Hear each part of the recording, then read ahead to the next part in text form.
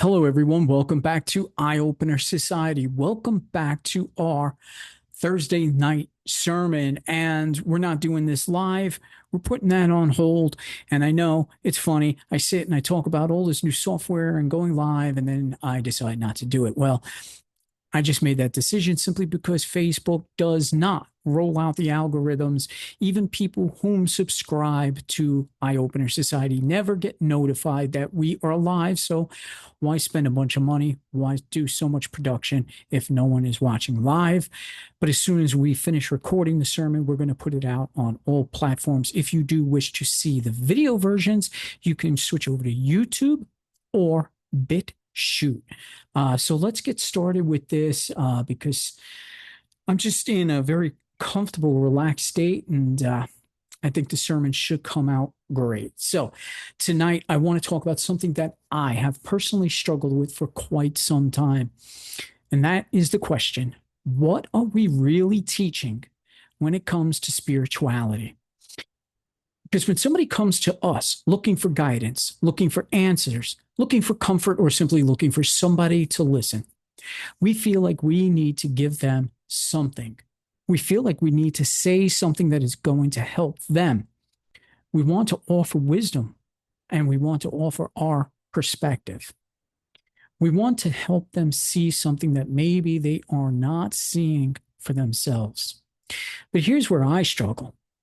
How do I know what I'm telling somebody is actually right for them?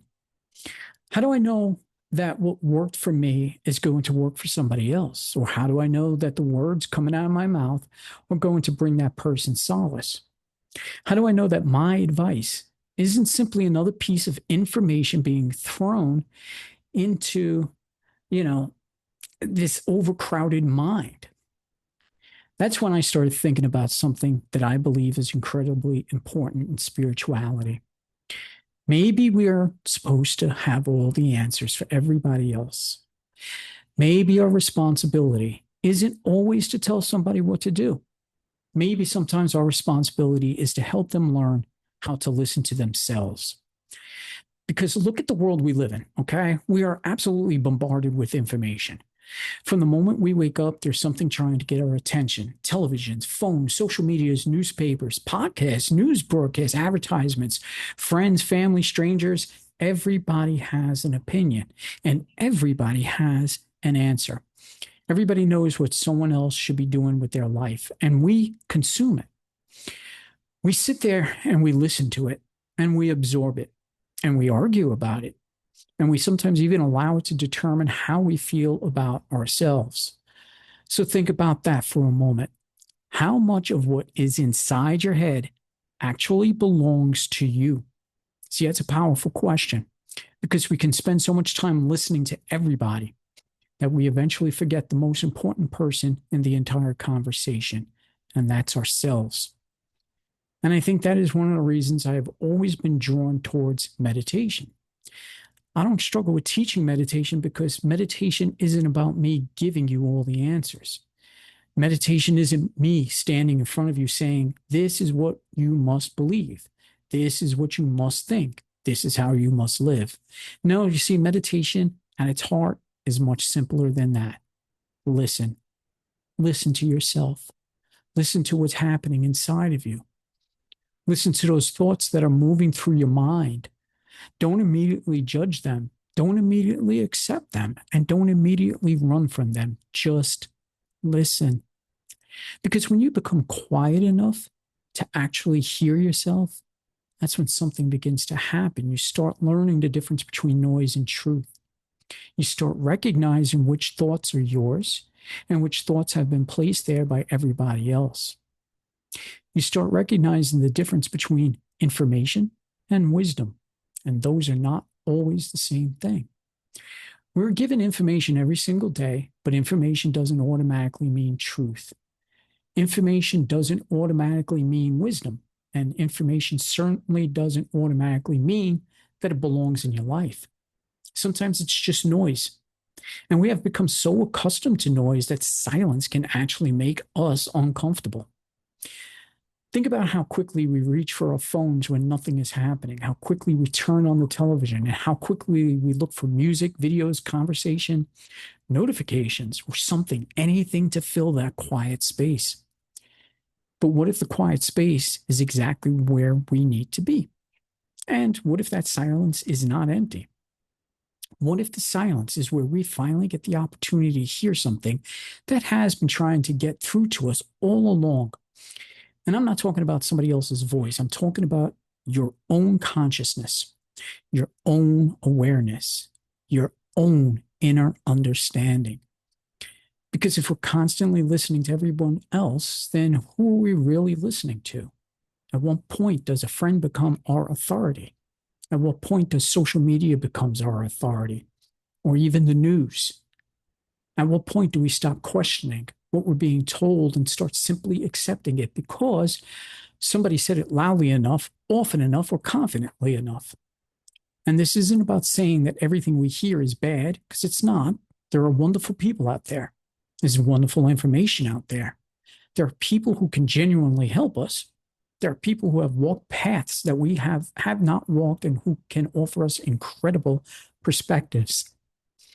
But there is a difference between listening to somebody and surrendering your ability to listen to yourself. See, that's the difference. We can learn from one another without handing over our power. We can accept advice without making somebody else's opinion our truth. We can listen to somebody's spiritual experience without deciding that their experience has to become ours. Because you are the one who has to live your life. Not your friend, not your minister, not your favorite spiritual teacher, not the person on television. No, it's you. And that means there is a responsibility that comes with spirituality. We have to learn who we are. We have to understand what we value. We have to understand what brings us peace and what destroys our peace. We have to understand what feels authentic to us and what we're simply doing because somebody told us that we should. And that takes time. It takes quiet. It takes honesty. And sometimes it takes sitting alone with ourselves long enough to realize that some of the things we believe were our own thoughts weren't actually ours at all. They were things we were taught or told, things we absorbed or accepted because we were afraid to question them. And this is where meditation becomes so powerful to me. Because when you meditate, you're not necessarily looking for some grand mystical experience. Sometimes you're simply creating enough space just to hear yourself think. And when you hear yourself think, you begin to discover. You begin to peel away those layers. You begin to go deeper than the surface. And eventually you may discover something incredibly important. You already know more about yourself than you thought you did. You don't need another person to tell you who you are. And you don't need another book to tell you what you're supposed to believe. Maybe you don't need another video telling you what your spiritual journey is supposed to look like. So maybe you need to sit down, become quiet, and finally ask yourself these things. What do I believe? What do I value? What brings me peace? What am I carrying that doesn't belong to me anymore? And most importantly, what is my own soul trying to tell me? Here's the thing. If we don't learn how to listen to ourselves, how can we ever truly listen to anybody else? We talk about helping people. We talk about guiding people. We talk about healing people. And we talk about sharing wisdom.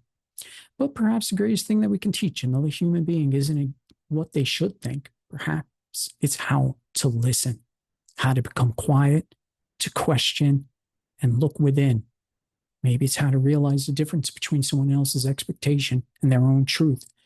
And maybe that's what spirituality is supposed to be about, not creating followers or people who repeat everything that we say, not creating people who depend upon us for every answer, but creating people who become strong enough, aware enough, confident enough to say, I can listen to you, but I can also listen to myself. That's powerful. And maybe that's the kind of spirituality we need more of in this world. Because there is enough noise and anger and fear and division. There are enough people shouting at one another, trying to convince one another that their way is the only way. Maybe what we need isn't another person shouting louder.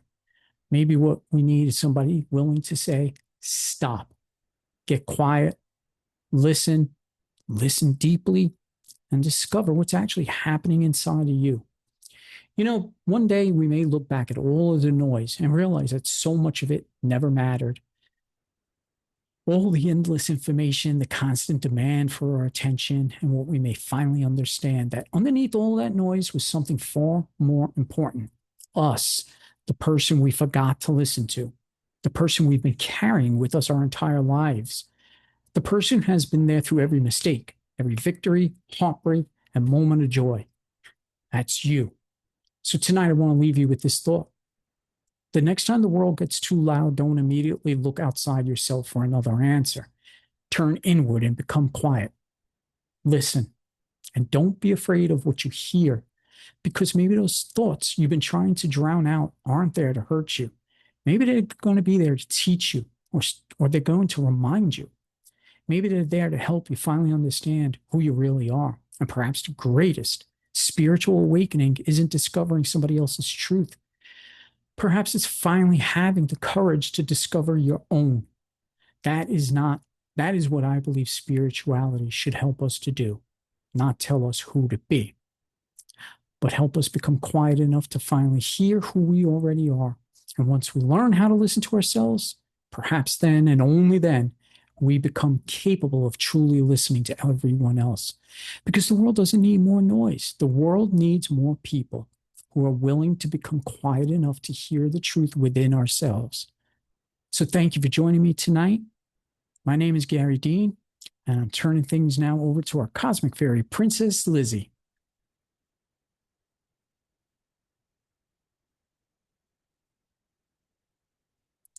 You're good to go. Oh, okay. So sorry. I thought I was waiting for it to pop up bigger. Thank you very much for your sermon. I feel like that was just exactly what I needed to hear today. I was actually having a hard time trying to decide what I wanted to talk about because I feel like I'm in a transition state, but then I'm like, but I'm kind of perpetually in a transition state. So at this point, I just gotta roll with it. And so what I want to talk about today is one of the themes that I'm exploring a lot. And and it's really about tension. But kind of what led me here to this thought is I was thinking about how spirituality sometimes it kind of feels like you're looking for a world that you already see, but you can't quite look at it yet. And however you interpret that, you know, everybody's journey is unique and then how people go through it is very unique, but it seems like we all kind of step on some of the same topics. And I've learned that if you slow down, the universe is really good at telling you everything you need to know just before you need to know it. And the trick I find is to not limit yourself by defining it too early. Back to my theme of tension right now. I've really been on this idea for a couple weeks now that any tension that you feel in your life is pleasure, a different version of you is feeling. Whatever it is that and would be too hard to come up with a good example for everything of it, but oh my gosh.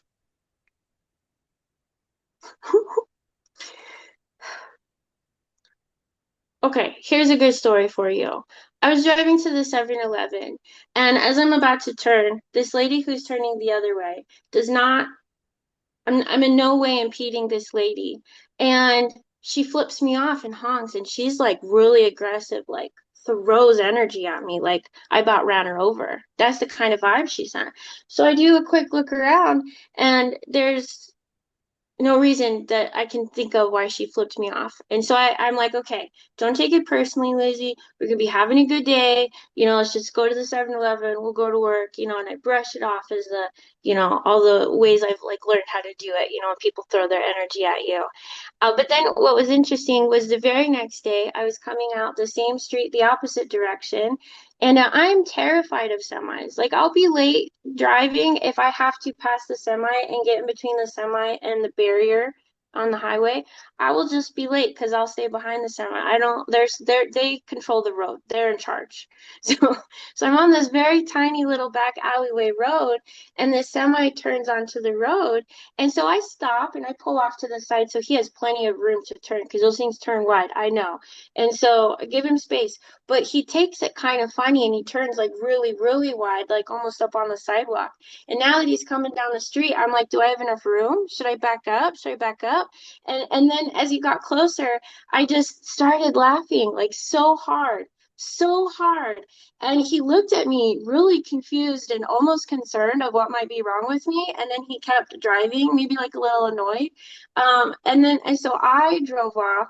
And as I'm laughing so hard, I was thinking about how normally I would have been really frustrated about that. Like he should have taken a different road. This road's too small for a big semi. What is he thinking? And I would have backed up because I would have panicked too hard to have gotten that close to the semi. But for whatever reason today, in this almost exact spot, I got flipped off and was confused the day before. I'm laughing hysterically. And I was thinking about it. And what I was laughing at was how fun it was to be that close to something that might hate you, but it's actually fun. And I know that makes me sound a little crazy. Okay, I'm aware of that as I'm saying it. But the thing is that was my choice, whether I experienced that as a stressful moment of almost getting hit or an exciting moment of almost getting hit. But the thing is I didn't choose it in that moment. I didn't decide I'm going to take this the funny way because that was just my reaction. That is a choice that you have to make over and over again to learn how to do it. Tension, okay, everybody's talking about how tense they are and how we're trying to like relieve tension. I'm a massage therapist, so it's like fully in my vocabulary at work. But the thing is tension is also required in violin strings in order to produce any sound. And tension's required in the threads of a blanket in order for them to hold together and keep you warm. Tension isn't the problem. It's you demanding the tension fits exactly how, where, and when you tell it to. Sometimes it can be as simple as retranslating something. Sometimes it takes like a whole kind of overthrow of everything that's going on in your system. But the thing is you can't get mad at yourself for how you reacted in that moment, whether you took the person flipping you off personally or whatever it is, because however you responded actually, I think says a lot more about how you were doing a couple days ago than it does about how you are right now. Because what you do right after the response, that's you right now. That reaction is patterned off of a couple days ago's thought process. And I think that it's important to give space for these things to kind of shift and allow yourself to kind of be in between these two different places where I'm in this idea where every tension is a choice, every emotional pain is a choice I'm choosing to do. And my old thought process was to find out why I chose it. Why do I like that? Why do I want to relish in my misery? But the truth is if you do that, it leads you back more to more shame about how you should be doing better. When all in all, you could be looking at what does this tension give you? Because maybe you're feeling it really tight right now, but as it spreads out across the whole thread, and that tension eases, you're going to see how much longer of a path you have because you were able to hold that tension right there. And the thing is everything only means what you think it means. I really think definitions are one of the ways that reality becomes experience because that semi could have been a scary thing about, how semis are so stupid and they shouldn't take tiny roads and back alleyways. Like, what are they thinking when there's four other exits into the Walmart parking lot? But it can also be that guy probably has never delivered here before. He probably came up that other way where they're doing construction and he probably got flipped around a little bit from what Google Maps said. And he's just trying to freaking make his delivery on time. And here I am parking on the side, freaking him out. You know what I mean? There's two definitions, and the list goes on and on and on with that. And so what I get caught up in is how do you decide what it means? Because what I've learned is if you just decide a meaning, because that's what they said, okay, on TikTok was you can just decide it. So I did, and I lived my life by that. And I did that over and over and over and over again until I figured out exactly which parts of it work and which parts don't for me personally. And one thing I find is that you have to meet all of these with curiosity. We're taught when we're little to judge everything. That's a square, that's a triangle, that's a squiggly line. You know what I mean? Like we're taught how to identify things upon witnessing them. We're never taught to just allow things to just exist in this space where it's just maybe not defined yet. And so when you get curious, you allow the definitions that you're building to remain open. So you'll get a different idea and a different idea and a different idea. And then there'll be a moment where it's like the deeper truth is revealed underneath it. And so then I used to stick to that truth. But what I learned is that it's also a lot of options as to which deeper truth you land on. And so even get curious about those and find out what that is doing for your story. Not where it came from. You can do that too, but you'll go so much further if you think about it from terms of what it's given you, because the universe is always giving you everything you need just before you need it. But I think that most of us are too busy being mad at the semi truck or scrolling on Facebook or all the things to really even slow down and listen. Because if I had just laughed and gone off and been like, what a funny reaction, and not thought about how yesterday in that exact same place I was flipped off, I might not have carried that same vibe and thought all the thoughts that kind of led from that. It required me to slow down enough to see a pattern that does exist. They say often that the more synchronicities you see is the more aligned you are. But I don't actually think that's true. I think these synchronicities are happening all the time. But the pattern is so unique to you that not even like somebody who followed you around all day could pick out your patterns the way that you could. And so that's what it is it's slowing down and getting curious versus deciding what the safe answer is, what the right answer is, or what you're supposed to be doing about it. Because it's really just supposed to be a fun game anyways. Thank you. Well, thank you, Lizzie. Thank you so much for that. Wonderful. That it brings a lot of perspective, and I hope everybody took something away from that because I certainly did. I want to thank everybody for joining us on our Thursday night sermon. You could tune in every Thursday night. Until we get figured out what we're doing live, we will be doing this recorded only, but look out for us on BitChute because BitChute, we're having a lot of success and we may be going live on there soon. So again, if you want to see the video version, BitChute or YouTube, or just find us on any other podcast platform, and you could hear the audio version of our Thursday night sermons. And don't forget to tune in to our Monday morning, Monday with the Ministers, and you can listen to Lizzie and I talk about whatever it is we have on our mind at the time. We will see you soon. Thank you again for joining us.